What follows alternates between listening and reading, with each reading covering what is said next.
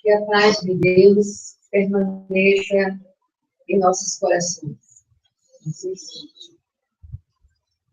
Vamos iniciar a nossa mensagem com essa luz que nos move e que também nos faz trazer aqui. Começar por Jesus. O tema da tarde é mediunidade e cura.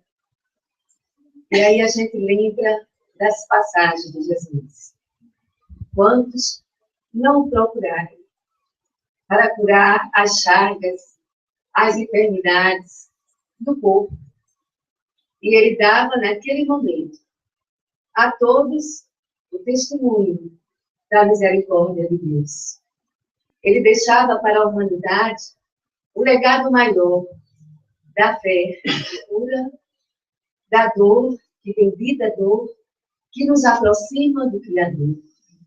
Dessa dor que nos traz na tarde de hoje, a este recinto, a esse hospital, para que nos reaproximamos de Deus. Esta dor que muitas vezes dilacera o nosso coração, mas ao mesmo tempo nos aproxima da divindade. Jesus acolheu a todos que o procuraram, mas nem todos também foram curados. Como haverá de acontecer dos muitos que passarão por aqui? Porque a nossa cura não só depende da espiritualidade, ela também depende da nossa reforma íntima, do nosso comportamento, da nossa maneira de ser. Lembrando Jesus, quando Jesus efetuava as suas curas, ele afirmava com a propriedade que conhece o nosso interior, que conhece as nossas limitações e as nossas deficiências, mas ao mesmo tempo afirmava para que a gente seguisse em frente e não pecasse mais. A sabedoria do Cristo vem nos dar todos os suportes e mecanismos de vencermos a nós mesmos e de entender também, à luz do Espiritismo, como se deu esse processo de efetuar essas curas ditas milagrosas pela a ignorância e pelo desconhecimento daquela época e de muitos ainda que acredita que os milagres é como se fossem de encontros além de Deus. Jesus não infligiu nenhuma lei para se fazer os milagres, para promover as curas. Pelo contrário, ele, sendo um médico dos médicos, conhecia profundamente como manipular os fluidos em favor dos enfermos. E fazia a combinação perfeita entre as forças espirituais e a própria energia nossa, que nós emanamos, da nossa vontade de se curar. Jesus conhecia e Jesus efetuou essas curas. E o Espiritismo vem nos dar o fundamento espiritual, o entendimento dessas curas. E aí a gente vai compreendendo o grande pesquisador, o grande codificador da doutrina dos Espíritos, que no livro dos Médiuns fez toda a coletânea de informação através dos Espíritos, nos dando a chave do entendimento e do discernimento para compreender todos esses fenômenos que Jesus efetuou. E deixando bem claro que, por conhecer, por compreender como se deu esses efeitos que Jesus produziu, não diminui de forma alguma a grandeza do Cristo. Pelo contrário, ele se engrandece, ele se agiganta em nossos olhos.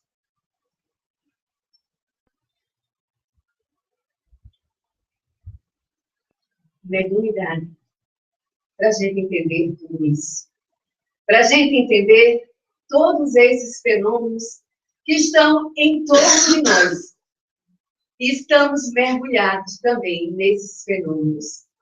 Mediunidade é a faculdade que nos permite manter o intercâmbio entre os dois planos. O plano material e o plano espiritual. Os médiuns são as pessoas que possuem esta faculdade, que é inerente, que é orgânica, que faz parte e elas têm um grande leque de diversidade de mediunidade. Então, a gente vai encontrar no livro dos médiuns uma classificação de mediunidade de efeito físico e de mediunidade de efeito intelectual. A mediunidade de efeito físico está relacionada aos fenômenos de ordem material. Aí a gente vê a história, né, do espiritismo nos fenômenos de Hades-Willis nos Estados Unidos. Vamos ver também na França esses fenômenos da mediunidade de efeito físico nas mesas girantes, e foram esses fenômenos que despertaram o interesse de Allan Kardec e de fazer um estudo científico para que pudesse surgir a doutrina não dos homens, mas a doutrina dos espíritos, baseados em perguntas que foram feitas por Allan Kardec e que as respostas foram dadas pelos espíritos e elas foram testadas por vários meios para comprovar a veracidade dos fundamentos que constava nas respostas dadas pelos espíritos. Esses fenômenos de ordem material, considerados fenômenos de ordem física, também é o grande propulsor para a doutrina dos espíritos. Aí vem os médios de efeitos inteligentes, que são aqueles que têm a capacidade, a faculdade de manter o intercâmbio da comunicação com os espíritos. E aí também a gente tem uma variedade. São os médios psicofônicos, são os médios de psicografia, são os médios de clarividência, e tem uma série que, se a gente se aprofundar, e já surgem outras, com o desabrochar, o desenvolvimento e o conhecimento dos vários médios. São eles que mantêm esta comunicação e nos auxilia também no tratamento das enfermidades. É neste hospital, desta simplicidade, que muitas vezes o desconforto, e nós ainda enfermos, gostaríamos que fosse de outra forma. Mas a espiritualidade nos oferece muito mais do que esse desconforto temporário, passageiro, mas de uma energia, de uma misericórdia, de uma equipe espiritual que atua e que promove as curas espirituais.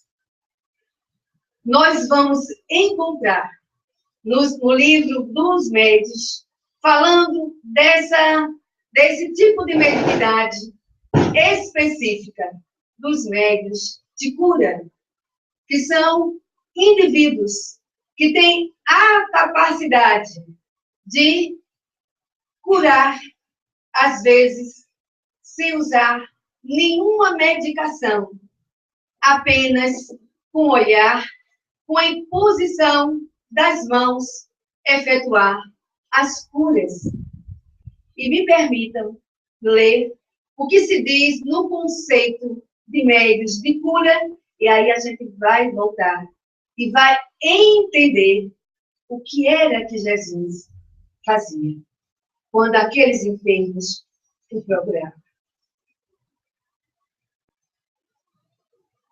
E aqui diz assim: mediunidade de cura consiste no dom que certas pessoas possuem de curar pelo simples toque, pelo olhar mesmo, por um gesto, sem o concurso qualquer de nenhuma medicação.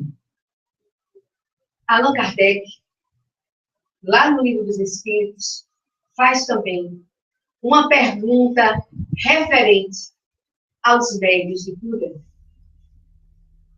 Na pergunta 556, Kardec pergunta aos espíritos: tem algumas pessoas verdadeiramente o poder de curar pelo simples contato? A resposta dos espíritos: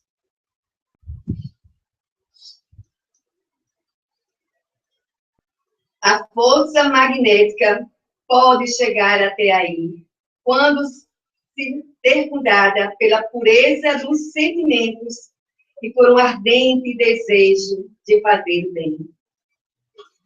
Eu não vou ler ela na íntegra, mas vou me atentar a isto aqui, que serve também para todos nós. Hoje, estamos na condição de enfermos. Amanhã, estaremos na condição de pessoas sãs.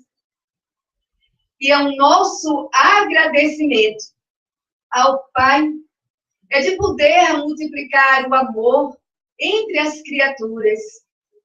É do sentimento do bem, de toda emanação fluídica que possa emanar de nós para os outros.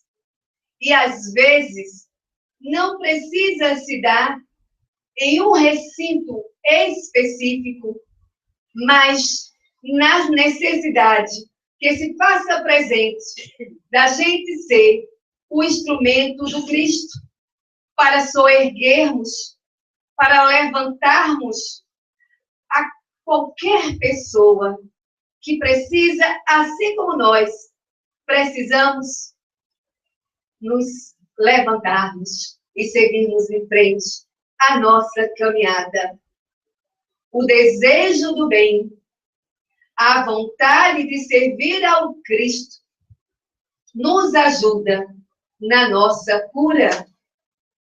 E se por acaso esta cura demore meses, anos, quem sabe, nessa instituição hospitalar, que tenhamos a paciência e o discernimento, que é o tempo que precisamos, não é o tempo determinado por nós, mas sim pela espiritualidade, que precisa fazer com que estejamos prontos para receber a medicação, porque nem sempre estamos prontos para receber toda a medicação do laboratório espiritual.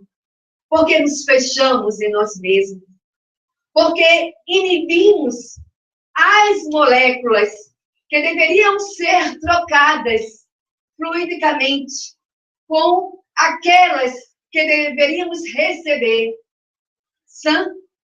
Nós não conseguimos fazer esse movimento porque estamos muito presos no nosso mundo, na nossa dor. E quando a gente pudesse perceber lá fora que, diante de tantas dores, a nossa dor fica diminuta. Mas nós temos mania de grandeza e queremos também ter grandeza na própria dor. Queremos ser únicos, como se os outros também não sofressem. Aqui, nós aprendemos que todos nós sofremos, e que todos nós necessitamos do Cristo nas nossas vidas. Adoecemos. Por que adoecemos? Porque nós nos descuidamos do amor, da alegria de viver, de cultivar a esperança, de cultivar a serenidade nas nossas vidas, de alimentar a nossa fé. E alimentamos a nossa fé quando os percalços da vida, quando as pedras do caminho juntam em nossa frente. Aí, precisamos alimentar a nossa fé no amor de Deus. Quando nós nos aproximamos, quando nós fazemos aquela prece de coração que irradia aos planos celestes. Precisamos ainda dessas dores para nos tornarmos pessoas melhores. E quando esta cura não vem, queremos culpar a espiritualidade. Aqui, estamos falando essas palavras, não para que vocês saiam cabisbaixo, se sentindo pessoas que fossem responsáveis, única e exclusivamente, pelas enfermidades. Porque existe também as influências espirituais. Existe também, do outro lado, as perseguições do nosso passado culposo, que não nos perdoaram e que a gente precisa fazer muito bem. Fazer a caridade para que se toque os corações daqueles que nós magoamos, daqueles que nós perseguimos e do mal que tenhamos praticado. É preciso também que eles percebam que nós estamos buscando a nossa libertação através do exercício do amor fraternal. E é aí que nós alimentamos a nossa fé, que nós alimentamos a nossa confiança em Deus. Queridos irmãos, que na tarde de hoje, ensolarada, de um dia belíssimo, que as luzes que são derramadas neste recinto estejamos abertos, estejamos receptivos para recebermos essa luz em nosso interior. Lembrando de Jesus, quando ele, em uma das suas passagens, ele no meio da multidão, e uma mulher que sofria há 12 anos de um sangramento constante, que já tinha recorrido a todos os médicos, naquela multidão, ela falava para si mesma que se pudesse tocar Jesus, ela ficaria boa. E Jesus, em um certo momento, ele para e pergunta: quem me tocou? A mulher que tocou a túnica de Jesus, ela, no mesmo momento, o sangramento, aquela hemorragia cessava. E Jesus também sentia naquele momento, ele dizia que tinha sentido que tinha saído virtude dele. Essa virtude nada mais era do que os fluidos que Jesus é possuidor. E dava aquela cura, mostrando à luz do Espiritismo todo esse processo de troca, de manipulação fluídica que todos nós também somos portadores. E que estamos aqui, neste momento, buscando melhorar a nossa condição fluídica, para que a gente possa continuar na caminhada, cada vez mais firme, cada vez mais forte, para que a gente possa servir a Jesus. Bendita é a dor que nos purifica o nosso espírito. E muitas vezes, a gente, na ânsia da cura, pedimos a Deus para que possamos, o mais rápido, ficarmos bem. Não está errado fazer esse pedido. Mas vamos fazer uma outra forma. Pedir a Deus a força para que a gente possa suportar a dor que hoje nos acompanha. E a partir desse momento, dessa conscientização, nós vamos nos preparando e vamos nos tornando receptivos ao tratamento espiritual do qual viemos buscar na tarde de hoje. E é com Jesus, o nosso amigo incondicional, o que transforma não só o corpo ao curar as enfermidades, mas que cura também o nosso espírito.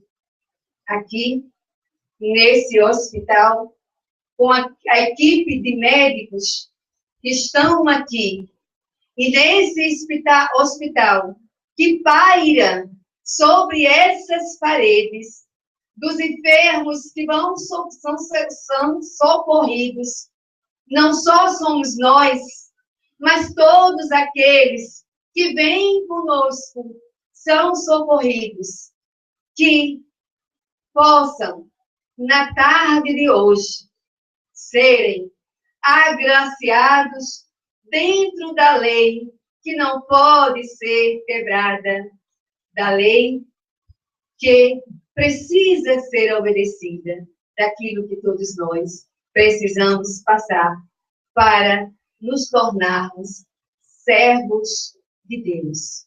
Muita paz, muita luz para todos nós. Amém.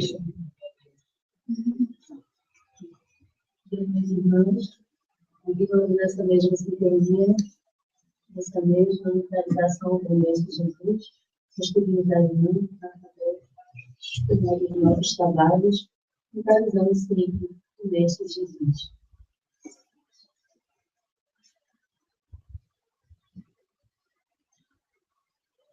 Querido Deus, te agradecemos por tudo que recebemos na tarde de hoje. Te agradecemos pelo dia que surgiu, pelos amigos do caminho. Te agradecemos pela dor que bate à nossa porta, nos trazendo até a casa de Deus. Te agradecemos, Senhor, pelos médicos, pelo carinho espiritual, por todos os trabalhadores desta casa, que acolhem a todos nós, a todos os irmãos que vêm atrás do socorro, atrás do alívio das suas dores. Que na tarde de hoje possamos voltar para casa mais fortalecidos na fé, mais iluminados, mais encorajados e mais tranquilos para enfrentarmos as lutas do dia a dia. Obrigada, Maria. Obrigada a todos os espíritos que aqui se encontram. Obrigada a Deus pela oportunidade de estarmos aqui. Assim seja. Não, Senhor, Deus, Jesus Cristo, instância da primeiro momento dos nossos tratamentos.